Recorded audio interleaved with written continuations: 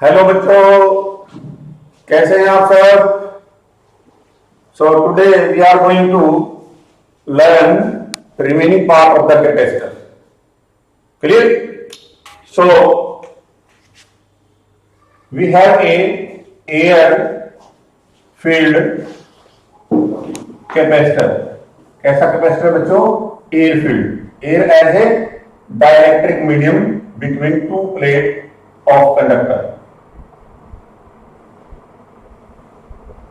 Separation between plates small D represent करता है बच्चों, और प्लेट का जो फेसिंग एरिया है that is A.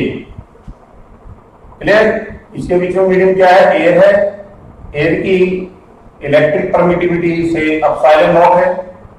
Then capacity का फॉर्मूला क्या फाइंड किया हमने? A epsilon nought by D. This is the capacity of a air field capacitor. Clear. अगर एयर को रिप्लेस हम किसी डाइलेक्ट्रिक से कर दें, किससे बच्चों? डाइलेक्ट्रिक से। Dielectric means other than air. तो यहां पर हमने अदर देन एयर मीडियम डाला। कोई डाइलेक्ट्रिक है जिसका डाइलेक्ट्रिक कांस्टेंट बच्चों की है। प्लेट सेपरेशन कितना बच्चों? डी है। प्लेट का फेसिंग एरिया कितना होता है? प्लेट ए। तो इस केस में जो कैपेसिटी है, जब हमने डाइलेक्ट्रिक डाला तो कैपेसिटी का फॉर्मूला क्या बनता है बच्चों? K times of A epsilon nought by D. यानी यहां पर डाइलेक्ट्रिक से कैपेसिटर क्या है? फुल्ली फिल्ड है। समझ आया यहां तक? गुड। तो एक चीज और देखी गई यहां पर कि एयर को अगर किसी डाइलेक्ट्रिक से रिप्लेस कर दिया गया है तो कैपेसिटी क्या होगी है? इंक्रीज होगी है। कितनी इंक्रीज होगी बच्चों? K times. तो क्वेश्चन का आंसर भी समझ आ रहा कि कैपेसिटी दोनों प्लेट के बीच में हम डाइलेक्ट्रिक क्यों डालते हैं? To increase the capacity. So आगे बढ़ते हैं। So now we are interested to find out capacity, or we can say capacitance of a parallel plate capacitor when a dielectric slab is introduced between two plates. ठीक है ना? Clear. यानी capacity of a parallel plate capacitor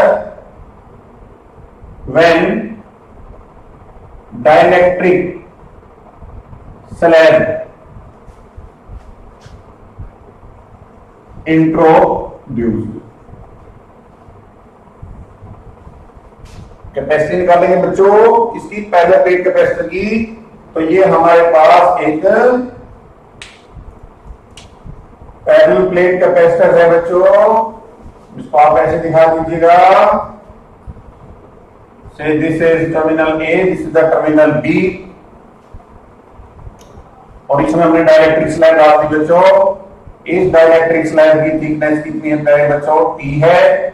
और plate separation हम जानते हैं small D के द्वारा रिप्रेजेंट करते हैं। तो यहां पर T is less than B है। क्लियर। कैपेसिटर को सेल से अगर हम जोड़ेंगे तो इलेक्ट्रिक फील्ड सेटअप हो जाएगी फ्रॉम लेफ्ट टू राइट। से this electric field is E not. Dielectric slab है, डाइलेक्ट्रिक स्लैब के अंदर कितनी फील्ड होती है? याद कीजिएगा प्रीवियस लेक्चर से दिस इज ई। कितना इलेक्ट्रिक फील्ड होता है बच्चे? ई होगा। सो कैपेसिटी निकालनी, कैपेसिटी निकालने का फॉर्मूला क्या होता है? Q by V. Q by V. तो V means potential difference. Potential difference निकालो। पोटेंशियल डिफरेंस निकालने का फॉर्मूला क्या होता है? Potential difference is equal to yes electric field intensity into क्या होता है बच्चों? डिस्टेंस। यानी V is equal to ED का फार्मूला होता है। V is equal to ED। ठीक है पहले बच्चों। तो ये फार्मूला हम लगाएंगे यहां पर। तो पोटेंशियल डिफरेंस निकालेंगे। E नॉट इलेक्ट्रिक फील्ड है, कितनी लेंथ के अंदर है पहले बच्चों? Yes, D minus K T. और ई इलेक्ट्रिक फील्ड कितनी लेंथ के अंदर है? टी लेंथ के अंदर। According to definition of dielectric constant क्या थी बच्चों, ई नॉट बाय ई, और ई की वैल्यू कितनी आ जाएगी यहाँ, ई नॉट बाय ई आ जाएगा। Good morning. तो v is equal to yes E nought D minus K T plus K, इसको इंट्रोड्यूस करते बेटा, E nought by K into T. तो v की वैल्यू यहां से कितनी आएगी, कुछ कॉमन आ गया पैरामीटर, क्या ई नॉट को कॉमन ले लो बच्चों, यहां क्या है D minus K T plus के टी बाय के आ गया। ई नॉट की वैल्यू क्या आएगी, sigma by epsilon not D minus K T plus के टी बाय के।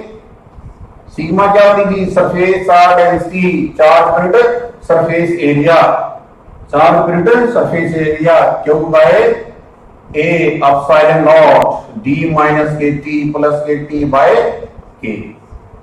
ये v की वैल्यू है बच्चों, यहां पुट करेंगे तो c की वैल्यू कितनी आ जाएगी, q से q cancel, the answer is a epsilon of d minus के t प्लस के t by k। So this is the required solution, यानी capacity of a parallel plate capacitor when a dielectric slab is introduced.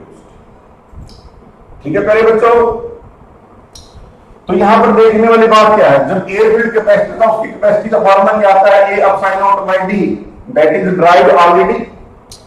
तो यहां पर देखिए बेटा, यहां d है, यहां ये है पैरामीटर d माइनस के t प्लस के t बाय k, यानी यहां डिनोमिनेटर में जो वैल्यू है वो d से छोटी है, d से छोटी है। अगर ये वैल्यू छोटी है तो c क्या हो जाएगी, बड़ी। तो क्वेश्चन का आंसर मिल गया क्या, कि सिंपल कैपेसिटर जो है उसकी प्लेटों के बीच में डाइलेक्ट्रिक स्लैब को क्यों डाला, to increase the capacity of a parallel plate capacitor. ठीक है, नेक्स्ट है हमारे पास बच्चों, let find out capacity of a parallel plate capacitor when a conducting slab is introduced. अब की बार कैपेसिटी दोनों प्लेट के बीच में हमने क्या इंट्रोड्यूस किया है, क्या चीज डाला है, कंडक्टिंग स्लैब। पहले हमारे पास डाइलेक्ट्रिक स्लैब थी, ये भी ग्लास स्लैब कह सकते हैं आप। अब की बार है कंडक्टिंग स्लैब, यानी कोई मेटेलिक क्यूबाइडल मटेरियल है। तो ये कैपेसिटर है हमारे पास, देखते रहिएगा, very good. Plate separation small D के द्वारा रिप्रेजेंट किया जाता है। प्लेट का जो फेसिंग एरिया आता है बच्चों वो ए के द्वारा रिप्रेजेंट किया जाता है। इसको आप सेल से जोड़ दें या बैटरी से जोड़ दें। इलेक्ट्रिक फील्ड सेटअप से E nought electric field setup, और ये डाल दिया हमने करे बच्चों इसके अंदर conducting slab. This separation is D and thickness of this conducting slab is T. Once again T is less than D. तो कैपेसिटी निकालना चाहते हैं प्यारे बच्चों, standard formula Q by D है। तो पोटेंशियल डिफरेंस निकालो बच्चा, पोटेंशियल डिफरेंस निकालोगे, इलेक्ट्रिक फील्ड इनटू लेंथ आएगा। इलेक्ट्रिक फील्ड E नॉट है, कितने लाइन के अंदर लगा हुआ है, D माइनस के T। कंडक्टिंग स्लैब है प्यारे बच्चों, कोई भी कंडक्टर हो किसी भी ज्योमेट्री का, that act as a equipotential surface, यानी उसके अंदर इलेक्ट्रिक फील्ड कितना होता है बच्चों, 0। तो यहां पर क्या आ जाएगा, 0 electric field into T thickness, यानी V is equal to E naught की value sigma by epsilon naught D minus के T आ गया बच्चों। और सिग्मा क्या होता है, charge field surface area, that is equal to D minus के T आ गया। यहां तक समझ आ गया सब बच्चों को। ये वैल्यू किसकी आई बच्चों, V की, और निकालने वैल्यू किसकी है, C की। तो ये वैल्यू यहां फीड करेंगे, Q से Q कैंसिल हो जाएगा। सो C is here A epsilon naught D minus के T आ गया। ये फार्मूला है कैपेसिटी का बच्चों। देखने वाली बात क्या है, डिनोमिनेटर में देखेंगे D माइनस के T है, D माइनस के T है, और यहां स्टैंडर्ड फॉर्म में D होता है। तो इसका मतलब डिनोमिनेटर अब भी क्या हो गया है, छोटा हो गया है, कम हो गया है। डिनोमिनेटर अगर कम हो गया है तो C का वैल्यू क्या होगा, बढ़ेगा। तो यहां पर फिजिक्स क्या कहती है, फिजिक्स कहती है कि पैरेलल प्लेट कैपेसिटर के अंदर डाइलेक्ट्रिक स्लैब डालो या कंडक्टिंग स्लैब डालो, दोनों केसेस में capacity of a capacitor will be increase. Clear, समझ आ गया? ठीक है, कुछ कॉन्सेप्ट और देखते हैं कैपेसिटर से रिलेटेड।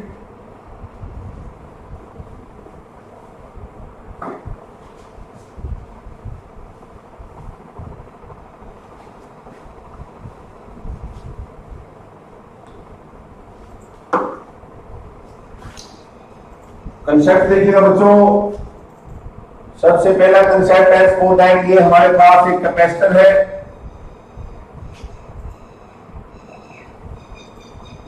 दोनों प्लेट के बीच की डिस्टेंस कितनी होती है, जनरली बेटा स्मॉल डी के द्वारा रिप्रेजेंट किया जाता है। तो इसमें हम मल्टीपल डाइलेक्ट्रिक स्लाइड डाल देते हैं, मल्टीपल डाइलेक्ट्रिक स्लाइड डाल देते हैं बेटा, और मान लीजिए कहां तक डाल दी, अप टू इंफिनिटी तक।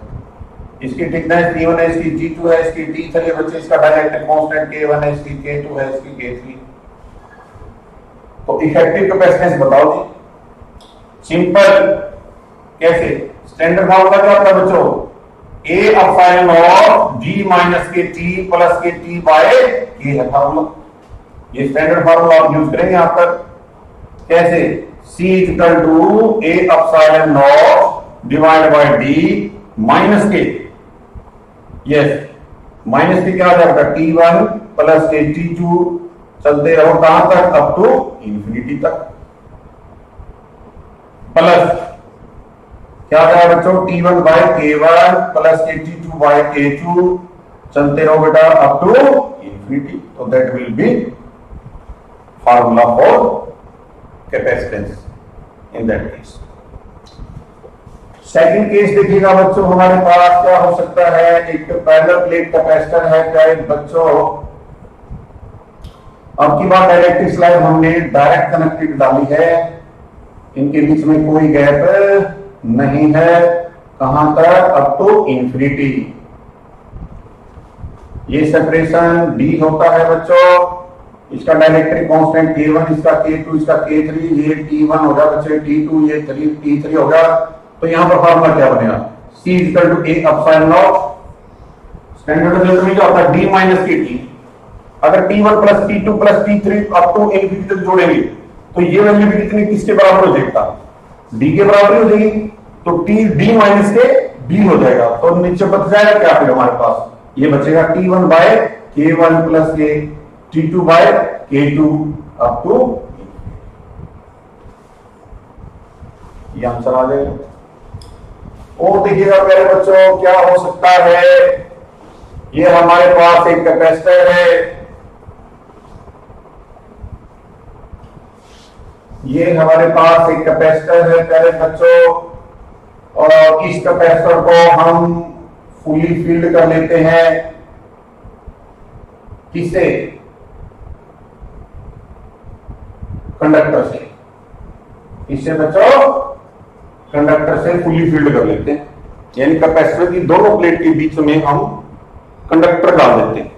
तो इस केस में कैपेसिटी कितनी हो जाएगी, यस, फार्मूला क्या होगा, A epsilon divide by D minus के T। जब भी कंडक्टिंग स्लाइड डालते हैं तो ये फार्मूला आता है, लेकिन इस केस में ये फार्मूला कैसे वर्क करेगा, तो यहां पर फुली फील्ड है कंडक्टर का, तो T किसके बराबर हो जाएगा, T हो जाएगा यहां D के बराबर, तो D माइनस D 0। तो इस केस में कैपेसिटी कितनी हो जाएगी, इंफिनिटी। कितनी हो जाएगी बच्चों, इंफिनिटी हो जाएगी। और ऐसा ही केस यहां देख लो, क्या ये पहले प्लेट कैपेसिटर करें बच्चों, इसकी इस प्लेट को एक वायर से इस प्लेट के साथ जोड़ दो, यानी कैपेसिटर की पहली प्लेट को डायरेक्ट सेकंड के साथ जोड़ दो किसी वायर के साथ। तो इस केस में क्या होगा, इस केस में भी क्या होगा बच्चों, इस केस में भी कैपेसिटी कितनी हो जाएगी, इंफिनिटी। क्योंकि पोटेंशियल डिफरेंस क्या हो जाएगा बच्चों, पोटेंशियल डिफरेंस हो जाएगा दोनों प्लेटों के बीच में 0, शॉर्ट सर्किट हो जाएगा, और कैपेसिटी की वैल्यू कितनी आ जाएगी, इंफिनिटी आ जाएगी। तो ये हमारे पास कुछ कंसेप्चुअल प्रॉब्लम थी, कुछ न्यूमेरिकल बेस्ड सिस्टम था जो हमने यहां पर एज ए इंट्रोडक्शन आपके साथ शेयर किया है।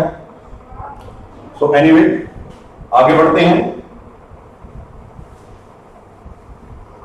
ज्यादातर इस तरह की प्रॉब्लम है कंपटीशन में आती है, बोर्ड एग्जाम में नहीं आती है। फिर भी आपके कॉन्फिडेंस को बूस्ट करने के लिए एक दो एग्जाम्पल मैंने कंपटीशन बेस्ड प्रॉब्लम का दिया।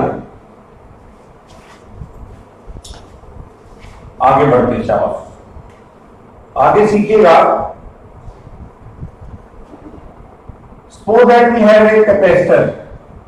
ये हमारे पास कैपेसिटर बच्चों, और ये क्या है? Dielectric field. डाइलेक्ट्रिक कांस्टेंट कितना बच्चों? के। तो कैपेसिटी कितना है जी? K times A epsilon nought by D. सही बात है। C equal to K A epsilon nought by D. तो इस कंसेप्ट का यूज करते हुए देखिए हम कैसे काम करेंगे। ये हमारे पास एक कैपेसिटर है।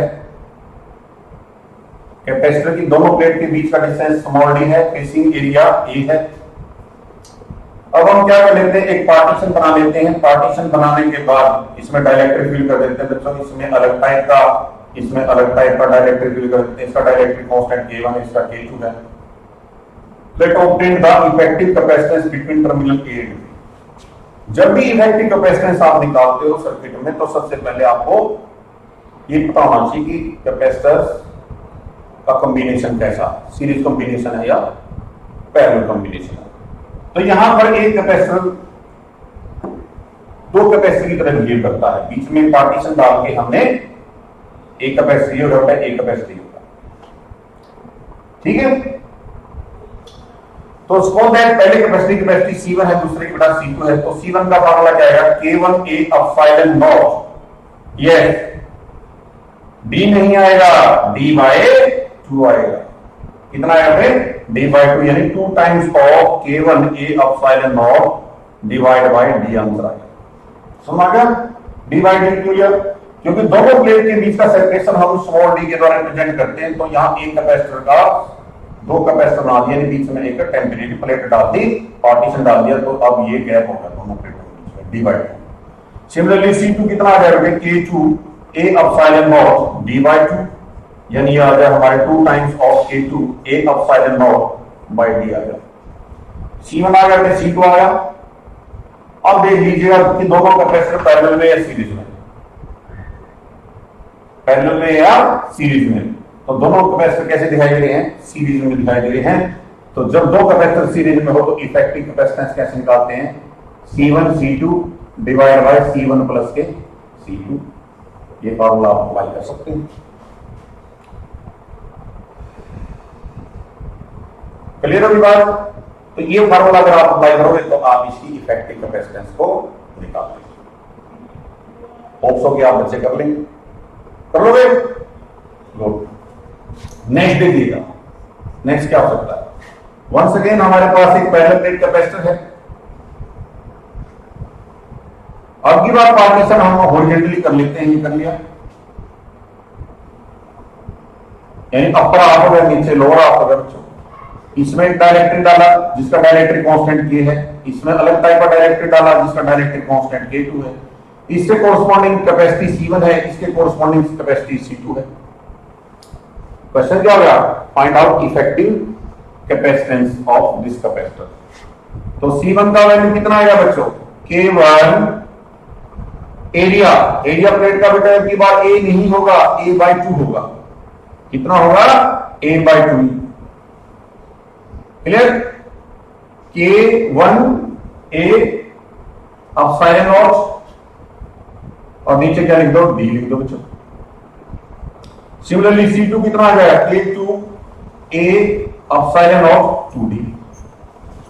ये आ जाएगा बच्चों। C1 का पता चलेगा, C2 का पता चलेगा बेटे। अब दोनों कैपेसिटर किस में है? एक दूसरे के रिस्पेक्ट में पैरेलल में। कैसे बेटे? तो पैरेलल कॉम्बिनेशन बेटे। तो Cp का फार्मूला लग जाएगा C1 प्लस के C2 डायरेक्ट फार्मूला। C1 में C2 ऐड करोगे तो आपको पता है कुछ चीजें कॉमन आ जाएगी।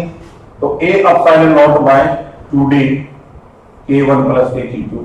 इस तरह से आप सीधा लिख भी सकते हो। और देखिएगा, वंस अगेन हमारे पास एक कैपेसिटर है प्यारे बच्चों, जिसकी प्लेटों का फेसिंग एरिया A है, प्लेट सेपरेशन स्मॉल d है। अब की बार इसको भी थोड़ा हाँ डिस्टॉर्ट करेंगे, ऐसे कर दिया हमने, ऐसे ऐसे ऐसे ऐसे ऐसे पार्टीशन बना दी, हॉरिजॉन्टली भी और वर्टिकली भी। तो एक डायरेक्ट्रिक इस पोर्शन में डाला हमने, एक डायरेक्ट्रिक इस पोर्शन में डाला, एक डायरेक्ट्रिक इस पोर्शन में डाला। यहाँ का डायरेक्ट्रिक कांस्टेंट K1, यहाँ K2, यहाँ K3, इसके कोरस्पॉन्डिंग कैपेसिटी C1, इसके C2 और इसके C3। सर्किट की यानी कैपेसिटर की इफेक्टिव कैपेसिटेंस निकालो। तो कैसे करो बेटा? तो तीन कैपेसिटर दिखाई दे रहे मेरे को, 1 2 3। तो C1 निकालो कैसे? K1 एरिया, सिर्फ इतना एरिया के अंदर डायरेक्ट्रिक डाला हुआ है हाफ के अंदर, तो A/2 अपसाइन नॉट। और पहले बच्चों हॉरिजॉन्टली सिर्फ इतना लेंथ है, ये वाली लेंथ है, ये वाली लेंथ कितनी है? D/2 है। तो ये आ गया K1 A epsilon nought by D आ गया बच्चों। सिमिलरली C2 कितना आ जाएगा बच्चों? K2 A epsilon nought by D आ जाएगा। C3 कितना आएगा? यस, K3 एरिया कितना ऑक्यूपाइड है बेटा इसने? हाफ, तो A/2 आ जाएगा, A/2 अपसाइन नॉट। और प्लेट सेपरेशन D, तो C1 आ गया, C2 आ गया, C3 आ गया। इफेक्टिव कैपेसिटेंस निकालना है, डायरेक्ट फॉर्मूला लगा लो, सिंपल कैलकुलेशन। यहां पर C1 और C2 कैपेसिटर कैसे वर्क कर रहे हैं? सीरीज में। C1 and C2 are in series. अगर सीरीज में बिठा देंगे रिजल्टेंट कैपेसिटेंस कितनी आ जाएगी? C1 C2 divide by C1 plus C2। ठीक है, तो जो एक दोनों का एक सिंगल कैपेसिटर बनेगा वो इससे किसमें बेटा? पैरेलल में। तो CS and C3 are in parallel.